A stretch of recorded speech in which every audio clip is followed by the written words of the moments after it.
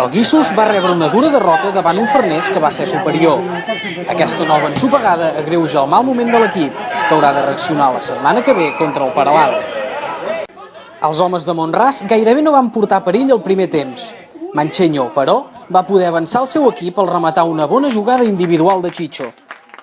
El Farners s'acostava en perill a la porteria de Castilla, amb un sempre actiu Òscar Almendros.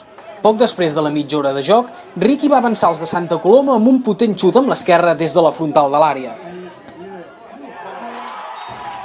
Poc abans de la mitja part, una nova genialitat d'Òscar Almendros va fer pujar el 0-2 amb aquest gran xut.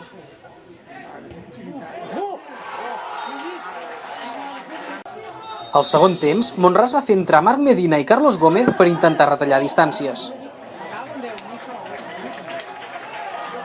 Durant els primers minuts del segon temps es va veure la millor versió del Guíxols. Al minut 61, una excel·lent centrada de Moja és rematada amb el cap per Medina, fent pujar l'1-2 al marcador.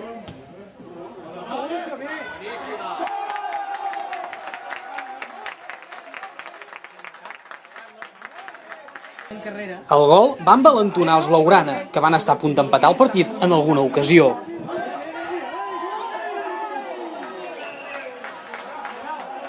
El Farners va aprofitar el domini blaugrana per sortir en perill al contraatac.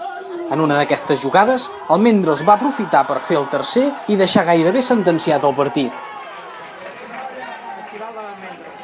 El Guíxols va intentar reaccionar tot i la gerra d'aigua freda que va suposar el tercer gol visitant. Sense encert, l'equip va tornar a mostrar poca efectivitat de cara a porteria.